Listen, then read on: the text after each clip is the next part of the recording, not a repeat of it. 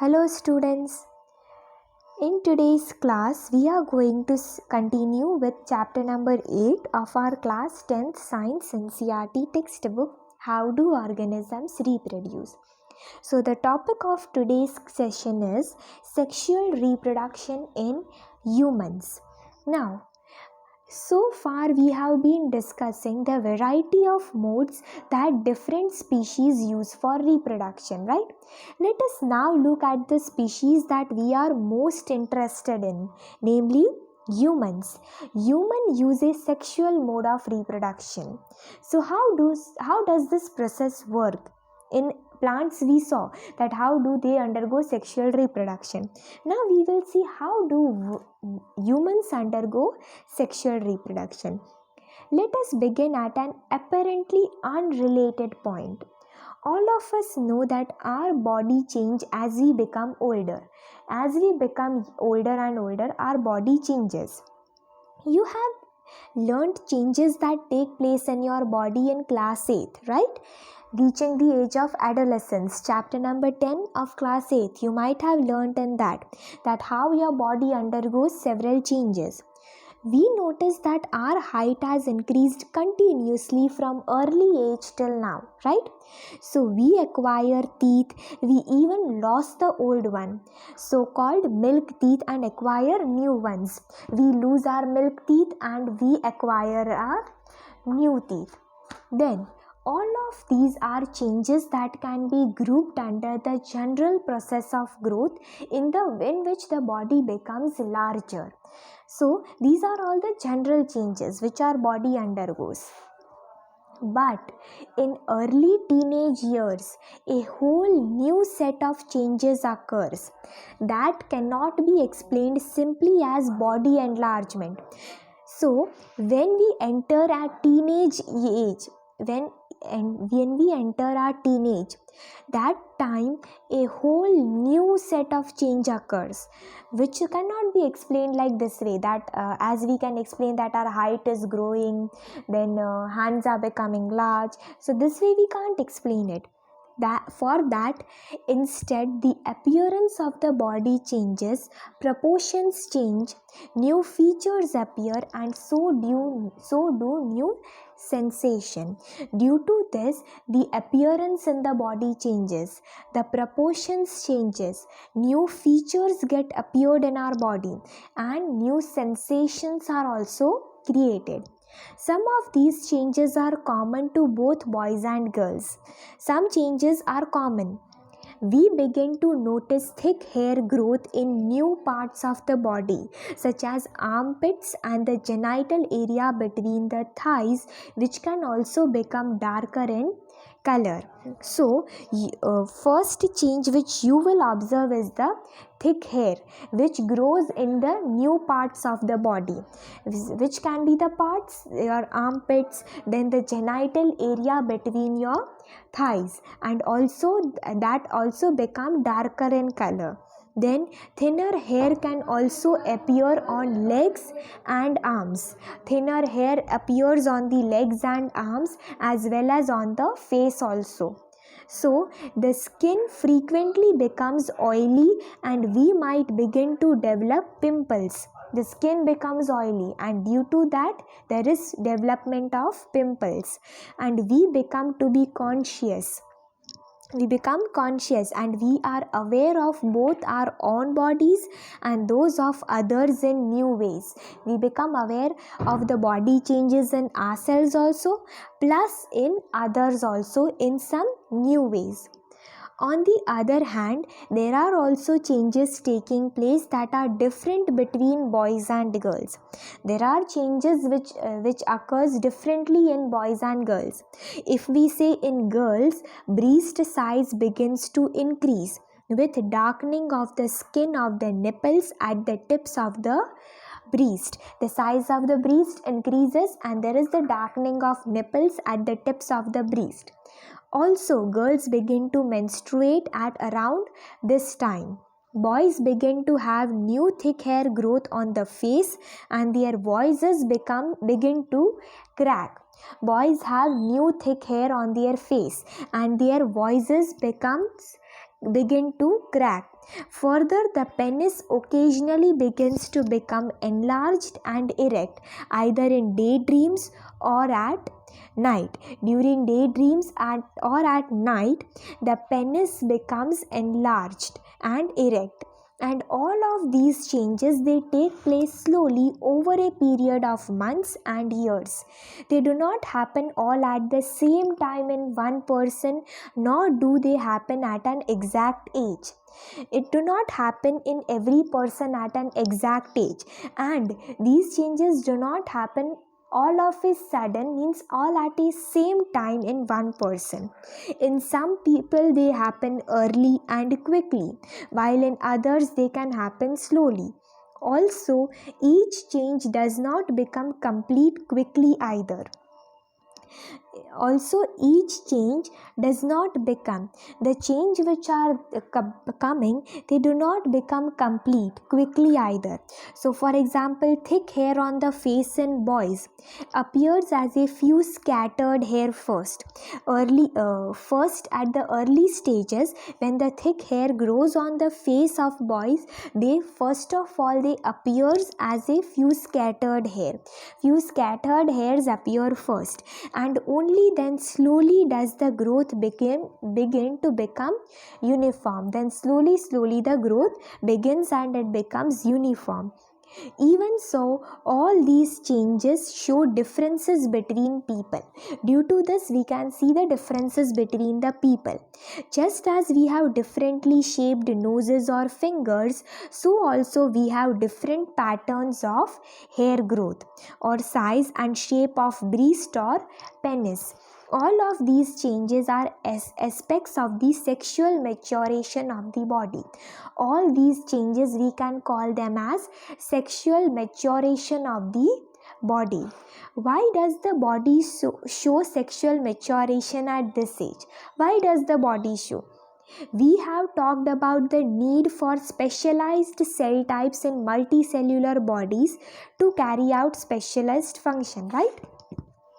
So we know that there are specialized cell types in multicellular bodies, and these specialized cell types, they carry out some specialized function.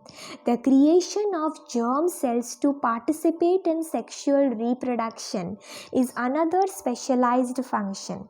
This we have seen that plants develop special cell and tissue types to create them, right?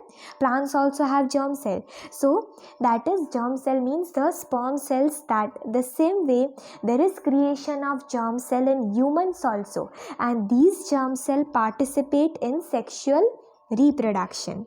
Human beings also develop special tissues for this purpose.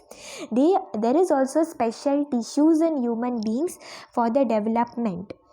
So however, for the reproduction process. However, while the body of the individual organism is growing to its adult size, the resources of the body are mainly directed at achieving this growth. While that is happening, the maturation of the reproductive tissue, the reproductive tissues that are responsible, its maturation is not likely to be a major priority. We can't give it a major priority. Thus, as the rate of general body growth begins, when the rate of general body growth begins to slow down, the reproductive tissues begins to mature. To slow down this rate of general body growth, the reproductive tissues start becoming mature, and this period during adolescence is called as puberty. This maturation of the reproductive tissue, this period is called as puberty. You might have learned in your class 8th about this. So, how do all the changes that we have talked about link to reproduction process? How do it link to that? We must remember that the sexual mode of reproduction means that germ cells from the two individuals have to join together. The germ cells from both the individuals, they have to join together. Then only the reproduction process could be carried out. This can happen by the external release of germ cells from bodies of individual. This will happen only when there is external release of the germ cells, when the germ cells will release externally from the bodies of the individuals, as it happens in case of flowering plants. Or it can happen by two individuals joining their bodies together for internal transfer of germ cells for fusion, as happens in many animals also. Or another way it could happen like this way: if the two individuals, they join their body together for internal transfer. If the germ cells can't be released externally, then the other way is two bodies join together for internal transfer of the germ cells for the fusion. If animals are to participate in this process of mating, their state of sexual maturity must be identifiable by other individuals. Many changes during puberty, such as new hair growth patterns, are signals that sexual maturation is taking place. How will we know whether the sexual maturation is taking place or not? If there are changes occurring during puberty, such as hair growth patterns, etc., they are the signals of sexual maturation. So, on the other hand, the actual transfer of germ cells between two people needs special organs for the sexual act, such as the penis when it is capable of becoming erect. So, the actual transfer, how can the germ cells be actually transferred between two people? They need special organs for their sexual act, such as penis. When the penis is capable of becoming erect, that time it is helpful for the actual transfer of reproduction. So, in mammals such as humans, the baby is carried in the mother's body for a long period and will be breastfed later. So, if we see in case of humans, the baby that is carried in the mother's body, that is in mother's womb for a longer period, and it will be breastfed afterwards. The female reproductive organs and breast will need to mature to accommodate these possibilities. To undergo these possibilities, the female or reproductive organs and the breast, it should need to be matured. Now, so here if we see, this is male, that is man, and this is the female. So, their reproductive organs, the reproductive organs which plays a main role in the process of reproduction, are called as gonads. We term it as gonads. So, their gonads produce cells that actually participate in fertilization. So, both the male gonads and the female gonads, they produces the cells, and these cells actually participate in the fertilization process, that is gametes. Cells are the gametes. Gametes are male gamete and female gamete.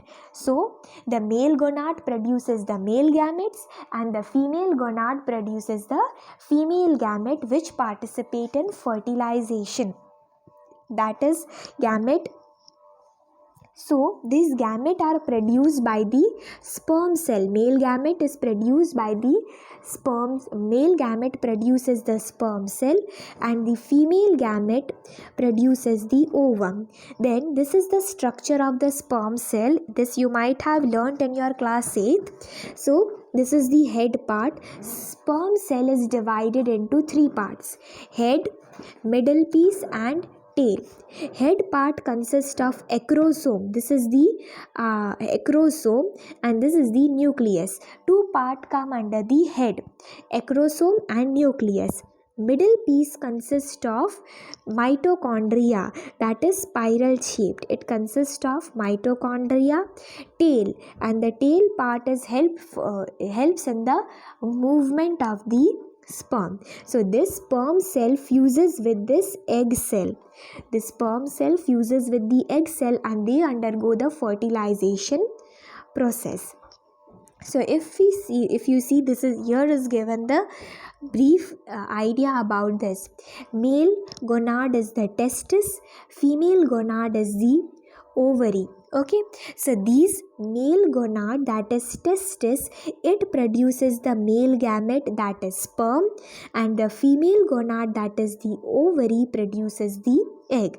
Male produces gonad, that is the male gonad testis. Female produces the gonad, that is female gonad ovary. This male, which is testis, produces the male gamete sperm, and the female produces female gamete, that is the female ovary. The ovary produces the female gamete, that is egg.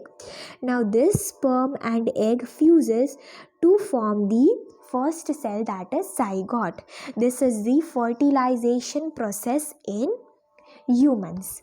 So that's all for today's class. In the next class, we will study the detailed structure of male reproductive system and female reproductive system. That's all for today. I hope you are clear with all the concepts which are taught today. Thank you.